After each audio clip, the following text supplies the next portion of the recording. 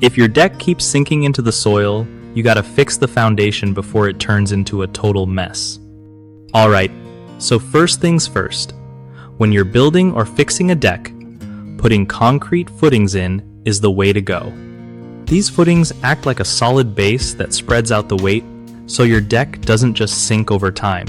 You want to dig down deep enough, like below the frost line if you're in a cold area, so the ground won't shift around your supports. Next up, soil compaction is super important. If the soil under your deck is loose or soft, it's going to settle and make your deck move. You can use a hand tamper or a mechanical compactor to pack the soil tight before you set the footings. Also, don't just slap the footings on wet or muddy ground. Wait until it's dry so everything stays stable. If you already have a sinking deck, check if the posts are still solid or if they've started to tilt or rot. Sometimes adding extra concrete around the footing or even helical piers can stabilize things without a full rebuild. Remember, slow and steady with these fixes saves you from a big headache later.